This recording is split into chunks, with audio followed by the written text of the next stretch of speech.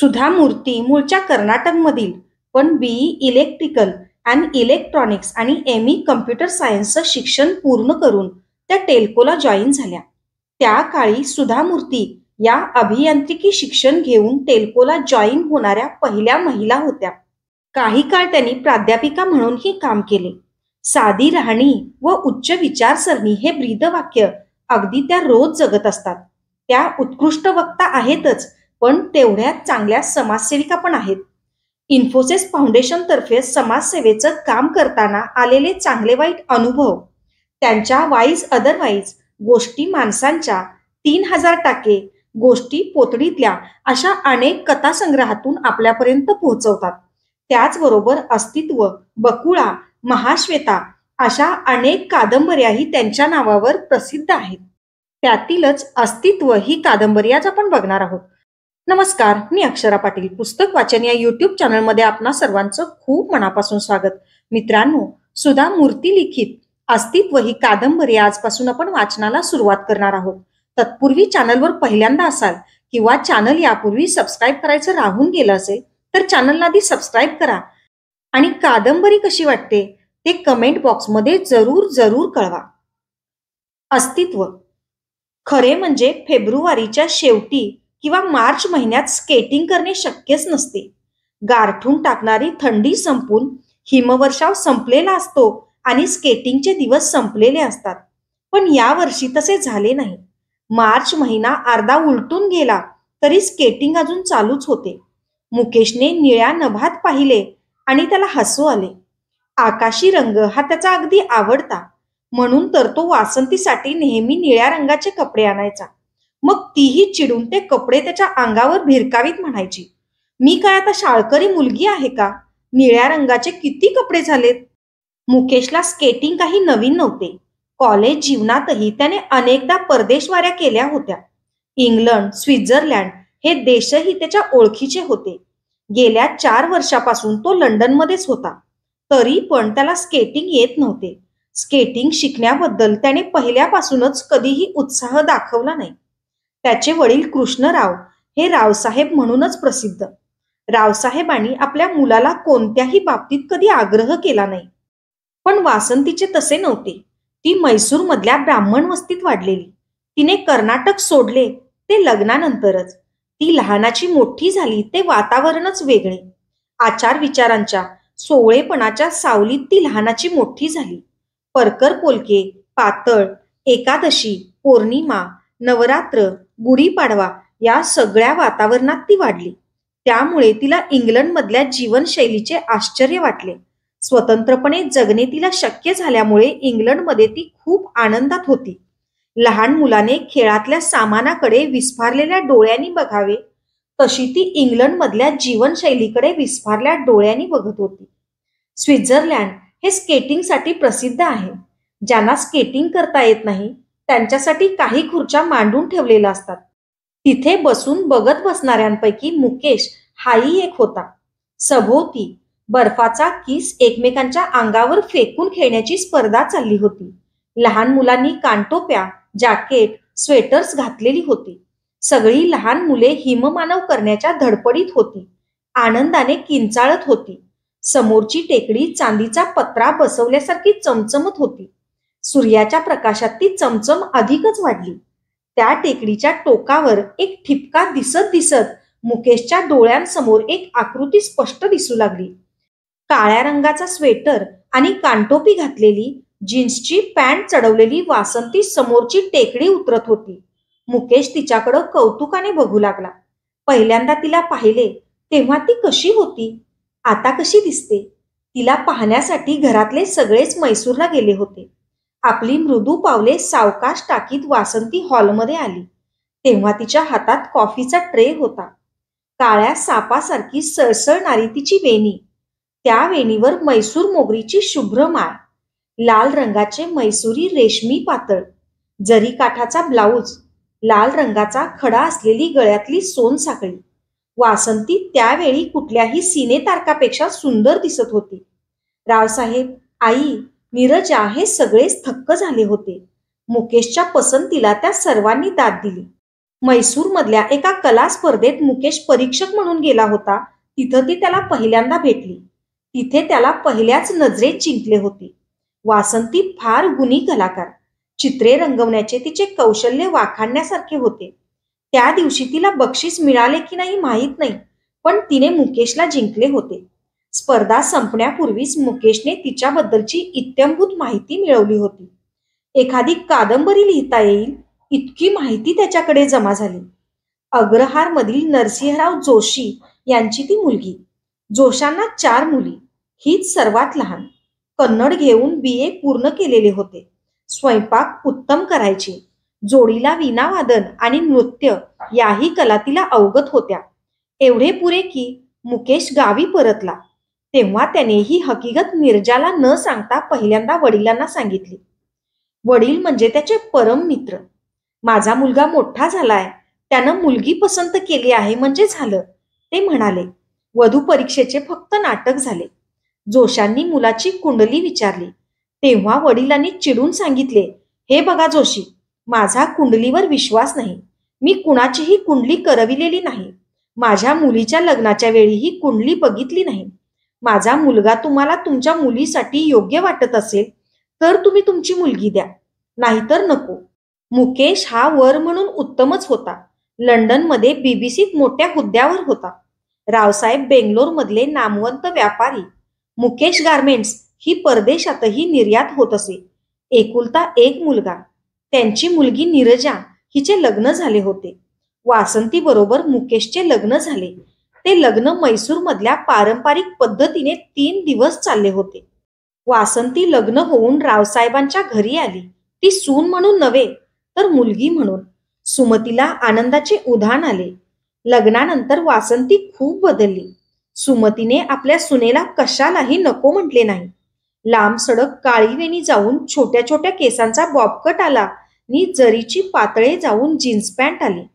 आधी भीतभीतच, पण नंतर मुकेशच्या प्रोत्साहनामुळे स्केटिंग, ड्रायव्हिंग, पोहणे हे सगळे काही तिने शिकून घेतले.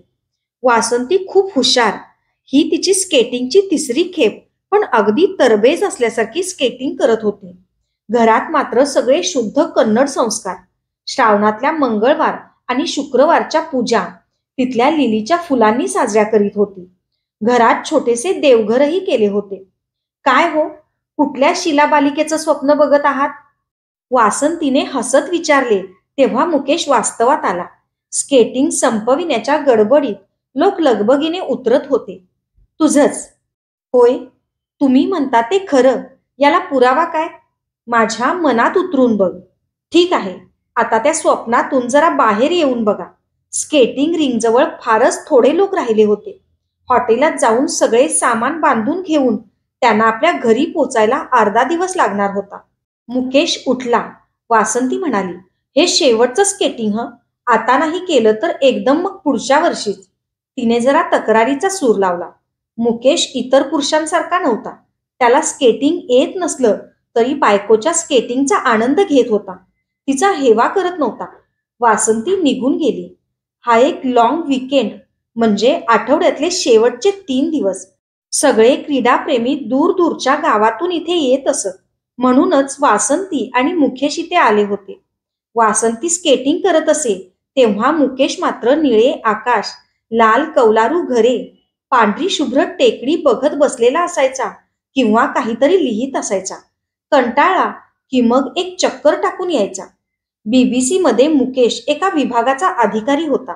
भारतीय संस्कृती, कला यांच्याशी संबंधित असलेल्या त्या विभागात त्याला खूप पैसे मिळत होते असे नव्हे, पण त्याला हे काम खूप आवडायचे. तसे बघितले तर त्याला नोकरीची गरजच नव्हती.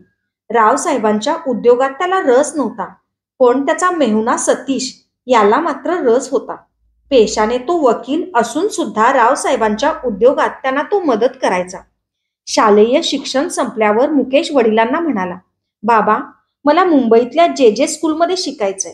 तेव्हा रावसाहेब म्हणाले होते, बाळ, तुला जे आवडतं ते कर. सुमतीने मात्र लगेच होकार दिला नव्हता. मुन्ना, मुंबईसारख्या दूरच्या ठिकाणी कशाला जातोस? इथंच शिक. वडिलांना मदत कर. सुमती, तसं म्हणू नकोस. पक्षाला स्वच्छंदपणानं विहार करू दे. घरटं आहे म्हणून त्यानं घरट्यातच राहणं चांगलं नव्हे. रावसाहेबांनी असे म्हणताच सुमती गप्प बसली. लाखातून नव्हे, कोट्यवधी लोकात एखादेच वडील असे असतात. मुकेशने आपल्या वडिलांना मिठी मारली. मुकेश हसत मुंबईला निघाला. तेव्हा सुमतीने त्याच्या जाण्याची तयारी केली. ते बघून मुकेश हसत म्हणाला, "अम्मा, मी काही नवा संसार थाटायला निघालो नाही. मुंबईत त्याच्यासाठी एक फ्लॅट, एक स्वयंपाकी आणि एक कारची व्यवस्था केली गेली." तिचे प्रेमच तसे होते. सुमतीचा सगळा जीव मुकेशमध्येच अडकलाय, अशी चेष्टा रावसाहेब अधूनमधून करत होते. सगळ्या जुन्या आठवणींना कवटाळून मुकेश उठून उभा राहिला. घरी जाऊन बाबांना फोन करूया. त्यांच्याशी बोलून 4 दिवस झालेत. मुकेश वासंतीला म्हणाला. वासंती त्याची चेष्टा करत म्हणाली, "आई बाबांशी रोजच बोलायला हवं का?" वासंती उतरताना दिसली, पण तिच्या चालण्यातला चुकलेला तोल टेकडीच्या खाली उभ्या असलेल्या मुकेशच्या लक्षात आला. तिचा वेग वाढला. ती खाली पडणार यात शंकाच नव्हती. अवतीभोवतीचे सगळे विसरून मुकेश जोराने ओरडला, "वासंती, सांभाळ, पडशील." कुजबुजत उभे असलेले गोरे याच्या किंचाळण्याने चिडले. त्यांच्याकडे पाहून उपरोधाने हसले. मुकेशने त्यांच्याकडे दुर्लक्ष केले. मुकेशचा अंदाज खरा ठरला. वासंती झाडावर जाऊन आदळली. वेदनांनी कणू लागली. मदतीला तयार असलेली माणसे लगेचच टेकडीवर चढली. मुकेश असहाय्यपणे खाली उतरून बघू लागला. त्याला वर चढता येत नव्हते. वासंतीला खाली आणले. तिचे लाल झालेले गाल म्हणजे अश्रूंच्या घसरगुंड्यात झाल्या होत्या. "तुम्ही हॉस्पिटलात गेलेलं बरं. आम्ही प्राथमिक चिकित्सा तेवढी करू," तिथल्या मॅनेजरने सांगितले. मुकेशने कारचे दार उघडले. बहुतेक स्नायू दुखावला गेला असावा. पाय मुरगळला असावा. कार अगदी सावकाश जात होती, तरी वासंती जोर जोरात कणत होती. काहीतरी बोलावे म्हणजे तिचे आपल्या वेदनांकडे दुर्लक्ष होईल, म्हणून मुकेश तिला म्हणाला, "वासंती, आता आठवडाभर तुझे क्लासेस चालणार नाही." वासंती तिथल्या कम्युनिटी हॉलमध्ये वीणावादन आणि संगीताचे क्लासेस घेत होती. "होय, पण मला असं काही झाल्याचं बेंगलोरला कळवू नका. नाहीतर तुमची आम्मा मुन्नाच्या जेवणाची गैरसोय होईल म्हणून पळवून इकडे यायची." सुमतीचा स्वभाव तिलाही माहीत होता. वासंतीचे लग्न झाले तेव्हा मुन्ना हे नाव तिला विचित्र वाटले होते. तेव्हा सुमती म्हणाली, "मुलं लहान असताना आम्ही दिल्लीत होतो म्हणून त्याला मुन्ना म्हणतो. त्याच नावाची सवय झालीये." पण निर्जा मुन्नी झाली नव्हती, ती नीरू झाली होती. वासंतीला आपल्या सासऱ्यांची आठवण झाली. रावसाहेब जास्त बोलणारे नव्हते, कशालाही घाबरणारे नव्हते. एखाद्या समुद्रासारखे शांत आणि गंभीर असत. हॉस्पिटलमध्ये गेल्यावर तिथले डॉक्टर म्हणाले, "पायाला दुखापत झाली आहे. 1 आठवडाभर इथंच राहिलं पाहिजे. पेशंटनं सध्या बाहेर जाता कामा नये. वासंती, तुलाही विश्रांती मिळेल. तू इथंच राहा. मी तुझ्या क्लासच्या मंडळींना कळवीन." मुकेश म्हणाला. मुकेश घरी पोहोचला तेव्हा रात्र झाली होती. दिवसभराच्या श्रमानं तो दमला होता. टेबलावरच्या अँसरिंग मशीनने बीप असा आवाज केला. मुकेशला आठवडाभर एकट्यानेच घरी राहायच्या कल्पनेनेच कंटाळा आला आणि हे एकाकी पण परदेशात अधिकच जाणवत होते. रोजच्या सारखा त्याने बीप आवाज बंद केला आणि अँसरिंग मशीन सुरू करून तो कपडे बदलू लागला. हे त्याचे नेहमीचेच होते. डेव्हिडचा पहिला निरोप, "मॅक, तुला 2 असाइनमेंट्स आहेत. त्याबद्दल बोलायचंय. आणखी 2 दिवसांनी नक्की होईल." मुकेशला तिथले सगळे लोक मॅक म्हणत होते. सद्य परिस्थितीत हे चांगलेच झाले असे मुकेशला वाटले. दुसरा निरोप त्याच्या मोठ्या बहिणीच्या रडण्याचा आवाज. नीरजाचा आवाज मुकेशने लगेच ओळखला. "मुन्ना, बाबांना हार्ट अटॅक. लगेच निघून ये." क्षणभर छातीचे ठोके बंद पडल्यासारखे वाटले त्याला. तिसरा निरोप, "मुन्ना, तू कुठं गेलास? लगेच ये. बाबांची तब्येत ठीक नाही." मुकेशने घड्याळात पाहिले. रविवारच्या रात्रीचे 8 वाजले होते. हा संदेश शनिवारी आला आहे.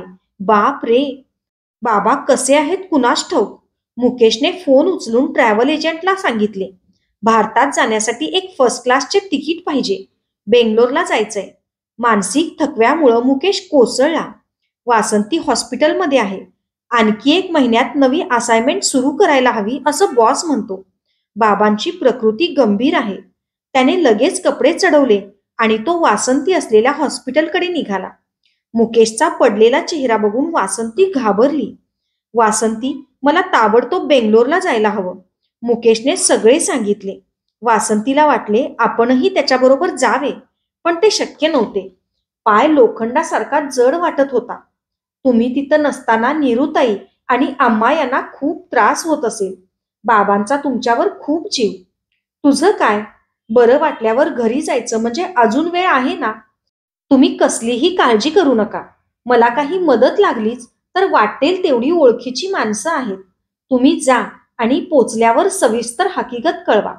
वासंतीचा स्वभावच तसा. ती लगेच मदतीचा हात पुढे करायची. दुसऱ्यांचे दुःख तिला फार लवकर समजायचे.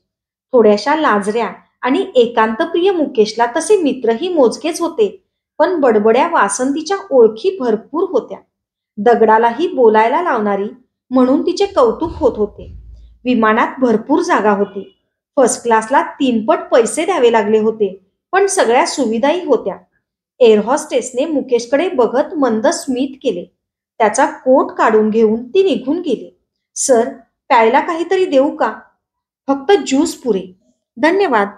अशाच नवनवीन आणि विविध विषयांवरच्या कथा, कविता आणि पुस्तकांसाठी पुस्तक वाचन बाय अक्षरा पाटील हे चॅनल सबस्क्राईब करा आणि कादंबरी वाचन कसं वाटलं ते कमेंट बॉक्समध्ये जरूर जरूर कळवा.